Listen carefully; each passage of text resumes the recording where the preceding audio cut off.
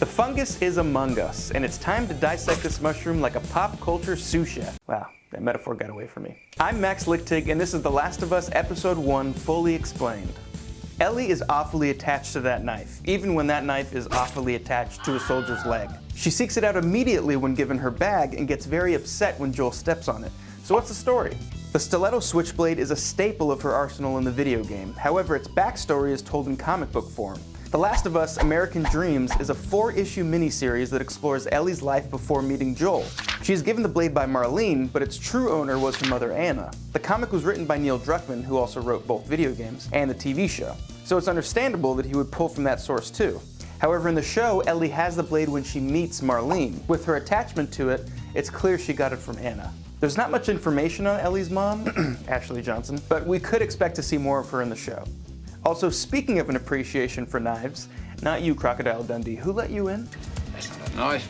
Sarah takes a moment in the beginning to really appreciate Joel's knife. Wow. This is likely highlighting how similar Sarah and Ellie truly are, thus creating a path for Joel to be able to more deeply foster a parental relationship with Ellie down the road. We continue to see more subtle hints of a spiritual link between the two girls in the form of butterflies scattered around the world, but more on that in a bit. The faithfulness to the source material is a big draw for fans of the game series. Not only does the show recreate places and whole sections of dialogue, it also gets the clothes almost exactly the same. By the time we hit 2023, Joel is already sporting his blue button-down with Tess in the same red jacket. Marlene is wearing her double gray tank top, but it's an outfit from a different point in the game. In the original, she had a green jacket. Even the ill-fated Sarah is wearing the same pink t-shirt. Well, pink with a few red spots. Sorry, Joel. We also see that both the soldiers in the past and present are wearing the same gear, right down to the gas masks. When the Miller family are making their escape, they pass a burning farm home. In the show, Joel's brother laments that it's Jimmy's place. Jimmy is actually the first infected person you see in the original game, as he is the fungified neighbor that dramatically crashes through the patio door. In the game, it's a different family mentioned, but they're probably just as spore-filled. When we run into Joel again in 2023, we find out that he's looking for his brother Tommy. Thanks to the show's deeper exploration of his character, we learn that Tommy actually fought in Operation Desert Storm, which makes sense why he's so good with a rifle. Anyway, Tommy has left the confines of the quarantine zone and has gone without contact for far too long. Joel is trying to get a battery so he can get a working truck to find his only living relative. It's a lot of work considering his brother is sitting right in front of him, or another version of him. Perry, the man running the radio in the QZ, is played by Jeffrey Pierce, who is the man behind Tommy's voice in the video games. Pierce and Tommy's flesh and blood actor Gabriel Luna actually have a very similar voice. Further proof of this series' excellent casting. Except for Joel, grow a beard, Pedro. While twitchy grandma gets all the attention in the opening scenes of the first episode, we actually get an early sign of infection from one of Sarah's classmates. When she's doing schoolwork, she's distracted by the light reflecting off a student's bracelet. He's twitching because he's losing his motor control over his wrist and arm. His expression appears very vacant too, though that just might be a result of being in 10th grade math.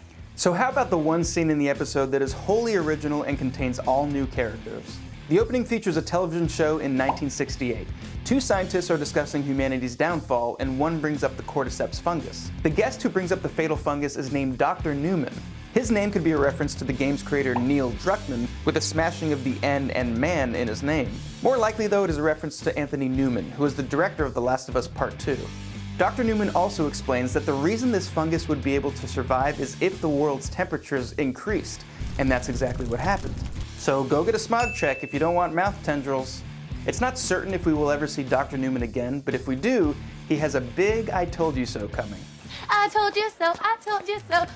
Sarah's room is filled with the kinds of things you would expect to see in a girl's room circa 2003. So somewhere around all the trophies, and there are so many trophies. We get it, Druckman, she's a real winner and we're really gonna miss her after she dies. Anyway, one of the posters on her wall is the iconic Beyonce startup Destiny's Child. Specifically, it is a poster featuring their hit single Survivor.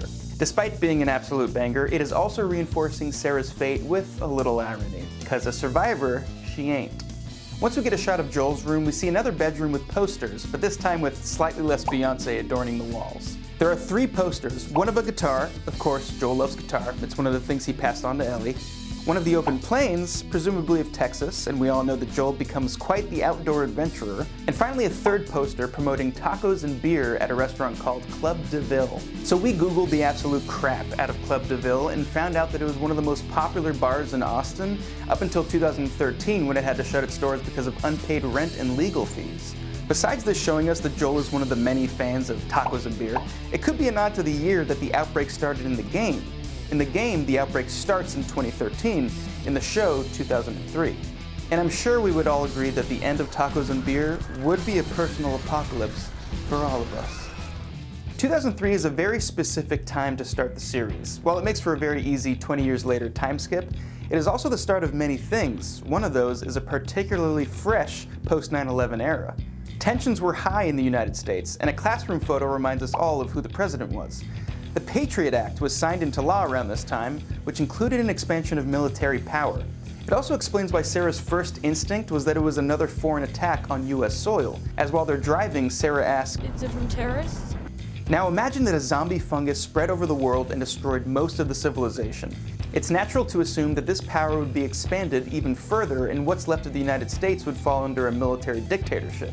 There isn't much history in the show yet to show how this new order came to be. In the game, it came about when the last two surviving government entities came together, the military and the Federal Disaster Response Agency, or FEDRA. Future episodes may expand on this, but so far, Joel has not seen the last of the boys in black.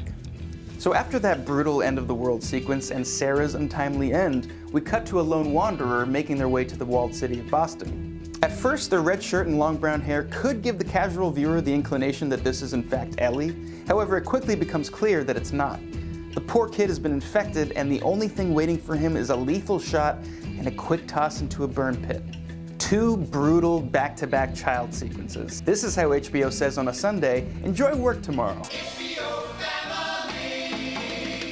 So what is the point of this sequence? Well, it conveys a lot of information with little to no dialogue. If the previous scene didn't make it clear, this one sure does. Not even kids are safe in this post-apocalypse. It also sets up the stakes if Elle is caught, and even though she is seemingly immune, the military surely won't care. Importantly, that gives us an insight into truly how dead inside Joel has become. It also mirrors how he carried his own daughter through the devastation. But here, life has kind of lost its value, and for Joel, it's just another job. In a way, this ill-fated kid is a lot like Elle, at least to Joel.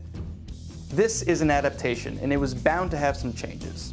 One of the biggest changes is how the infected spread their absolutely gnarly fungal infection. It's the world's worst case of athlete's foot in their mouths.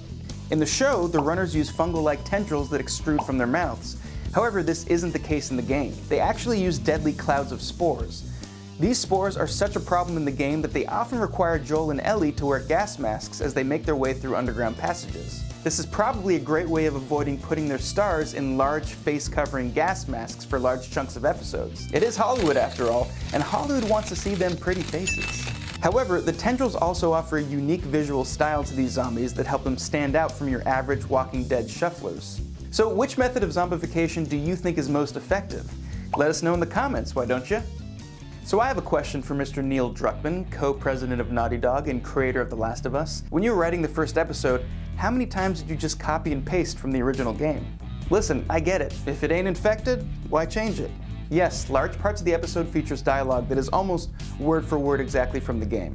There are some minor changes like the aforementioned Jimmy, but even then, they are practically the same. Ironically, the biggest difference in the HBO show is that Joel swears far less than his pixelated counterpart. Swearing is usually more prevalent in video games. I mean, how else are you gonna prove that it's not made for kids, Mom? Remember the butterflies we mentioned? Well, you can see them in a couple different forms in the prologue. In the kitchen scene, there's a butterfly right outside the window behind Joel. And we also see butterflies adorning Sarah's pillowcases. Butterflies represent beauty and hope and freedom and things that are quickly stripped from the world once the outbreak starts. But once Joel meets Elle 20 years later, we see a butterfly reappear, this time on a window behind Elle. It's like Elle represents this vessel of beauty and hope that Joel once lost, and also hints that he might become a father figure once again. The mysterious and rebellious fireflies have their favorite motto, and they desperately want you to know it. The phrase, "When you're lost in the darkness, seek the light," is a rallying cry for the group and is even the title of the first episode. When we meet Elle, she's being held by Marlene in a room under observation. They keep checking to see if she is turning, and she keeps refusing to do so. How rude. At one point, she looks up at the half-finished phrase on the wall, leaving her framed in the bottom. This is because Ellie is the light. Her immunity is a hope for humanity, and she's also the key for bringing Joel out of his pit of despair. So she completes the sentence, the missing key to the Firefly's quest. What a great first episode, and it's so loaded with reverence and faithfulness to the source material. That's a very rare thing these days from video game adaptations. I'm looking directly at you, Halo. Neil Blomkamp, where'd you go? The Last of Us returns this Sunday with Joel, Ellie, and Tess making their way into the wasteland. You know, if I had a nickel for every time Pedro Pascal escorted a kid through an alien wasteland, I'd have 3 nickels, which is weird. Thanks for watching, and let us know any details we missed that you noticed down in the comments below. See you next time.